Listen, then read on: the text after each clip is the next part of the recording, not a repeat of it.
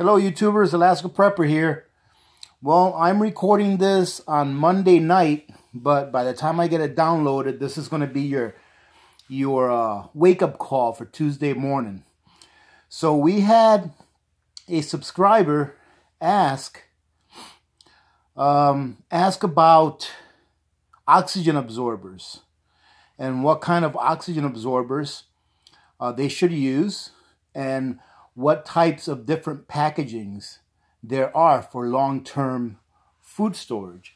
And I know that I've gone over some of this on previous videos, but I wanted to go ahead and record this so that any new subscribers that haven't seen all of the videos in the past can know what to use and not be intimidated by using some of these things. Now, I think it was yesterday. Yeah, yesterday I showed you guys me packing the rice and beans into these 5-gallon buckets.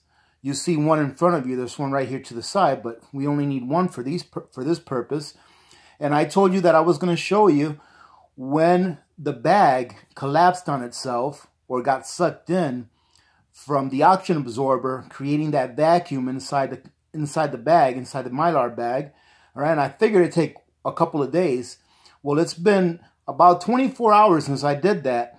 And as you can see, it's all sucked in. You can see that this is all sucked in. And to show you that, I should be able to lift this out. See that? And it keeps its shape, because it's all vacuum sealed in there now. Okay? So that's how good those oxygen absorbers work. Now, as far as what size oxygen absorber to use for different storage,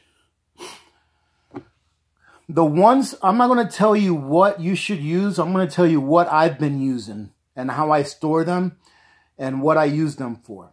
These right here are the 2000 cc oxygen absorbers that come with these 5-gallon Mylar bags.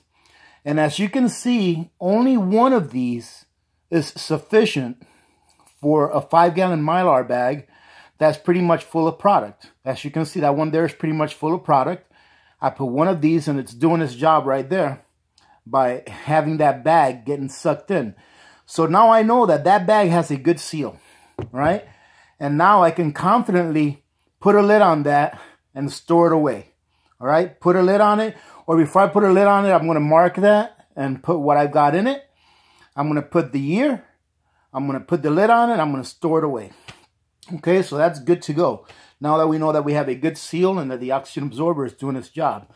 Now we also have these small 100 cc oxygen absorbers. Now what I use these for is whenever I'm storing something in mason jars, all right, that doesn't have that much volume. Okay, and another storage method that I failed to mention the other day, okay, and I did a video on this once before. This is the least expensive storage method there is. You can see this. I stored this rice in here a while back. I put one of the 100 cc oxygen absorbers in there. I'm not sure if you can see it right there. It's right at the top.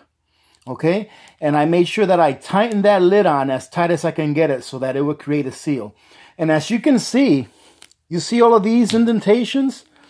That's from the oxygen absorber creating a vacuum in there, all right, and getting rid of the oxygen. So this right here is a great method for beginning preppers to use for storage. It's very easy, okay?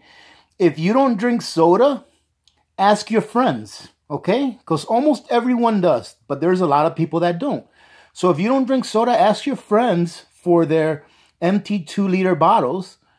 Purchase yourself a pack of 100 cc oxygen absorbers.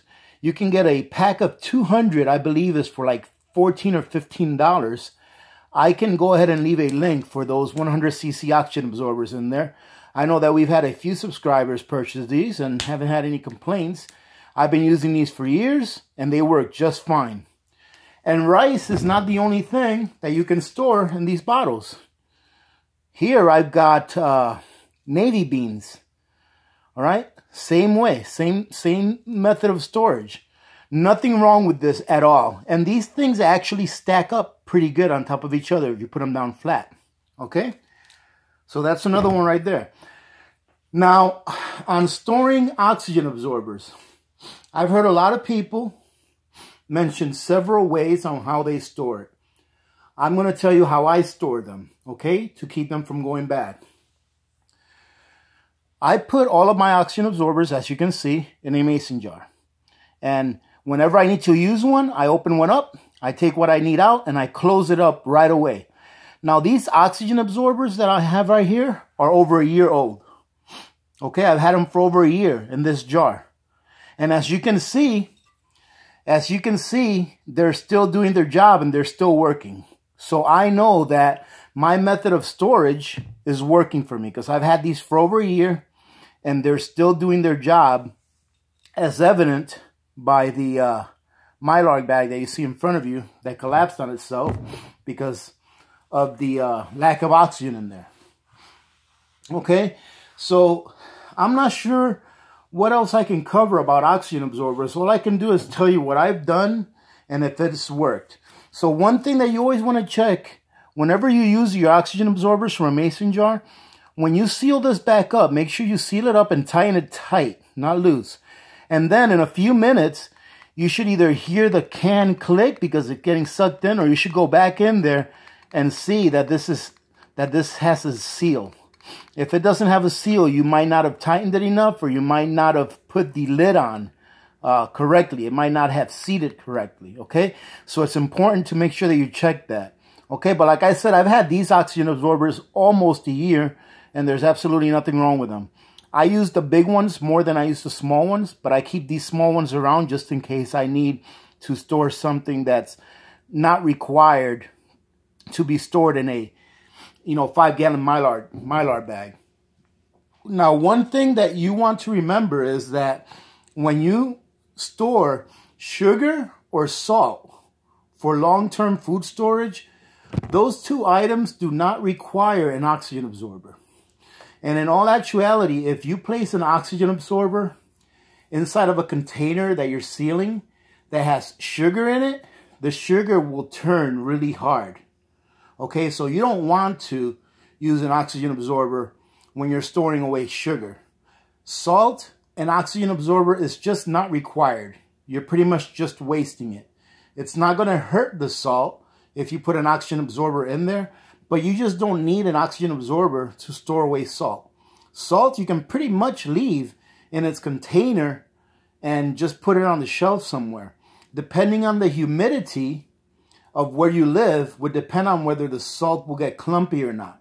Okay. However, if you are going to store salt for long term, I recommend to go ahead and throw it in a Mylar bag and seal it up. It doesn't require an oxygen absorber, but seal it up. That way you can just have it sealed up nice and safe, and you can put it away for long-term food storage. Okay, ladies and gentlemen, a lot of preppers don't think about salt and sugar. Okay, salt especially would be extremely valuable, all right, and hard to get if a crisis ever occurred where our supply lines fell, or our supply lines were not adequate enough to bring us all the things we needed. Okay, so salt would actually be a very, very good barter item if you had lots of it. Now, personally, I like to buy my salt in bulk. I buy them in the 25-pound bags. All right, and they're not that expensive. I think they're about $7 or $8 for a 25-pound bag, which, as far as I'm concerned, is pretty expensive for salt. Since I remember just a few years back, I can get a 25-pound bag for like $3.50. Okay, but that's one of those things that you really want to store a lot of, I feel. All right, that's my opinion. A lot of salt, a lot of sugar, a lot of dry foods that you can bake with, like flour, or even better than flour, wheat berries. But you would have to have yourself a grinder if you were storing wheat berries, okay, so that you can grind that into flour. All right, I don't necessarily recommend storing flour for long-term food storage, although I do have some stored. When you do store flour, you want to be very careful Like the last time I stored some flour, I stored about, I don't know, 35 pounds in a 5-gallon bucket. I think I was able to fit like 6 or 7 5-pound bags in there. I did put an extra oxygen absorber in there. Instead of using one 2000 cc oxygen absorber, I used 2 just to be extra careful, because since flour has already been processed, there's a very good likelihood that there's eggs in there or microscopic bugs in there. Now, having said that, before you store your flour, especially if you're going to store flour, you want to make sure you freeze it. Freeze it for 2 or 3 days, then let it thaw out at room temperature. Or not really thaw out, but let it come to room temperature for a day or 2 before you actually put it in your Mylar bag. And then I would, if it were me, put in a couple of oxygen absorbers in there just to make sure that it's going to be good. Because flour will last long term, but you have to make sure that you package it correctly. And that's a very finicky item to store for long-term storage. Okay, flour is. But if you do it correctly, I believe that it will last a long time.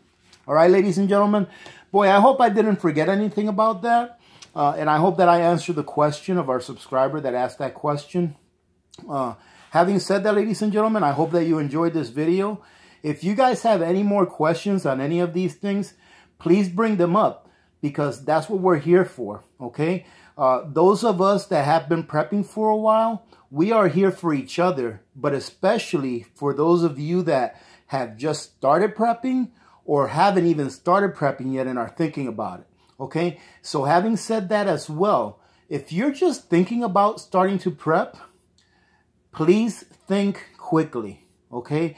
Because there's no time like right now to purchase insurance, all right? And when I put this away right here, when I store it away, that is insurance. I just purchased insurance for my family to eat for 2 weeks in one bucket. That one bucket says that my family will have food for at least 2 weeks. All right, they will have the nutrition that they need for at least 2 weeks. That is the insurance that I purchased that's in that bucket right there. And you know how much that insurance cost me, that bucket? You're looking at less than $15 worth of food inside of that bucket. But it's about 2 weeks worth of nutrition for my family, should something ever happen where I don't have control of the supply chain and how quick it gets to us, or if it gets to us at all. All right, ladies and gentlemen, having said that, I'm not going to beat this dog to death. Like I said, if you all have any more questions, please feel free to leave your comments on there, and either I will get to them or one of our awesome community members, Alaska Prepper community members, will get to it as well. All right, so ladies and gentlemen, remember to be good to each other. When good people do good things, you know that good things happen. Remember to reach one, teach one, and repeat. If we all did this, the world would be a better place, and you know that it will be a better place. Many blessings to all of you and your families. This is Alaska Prepper, and I'm out.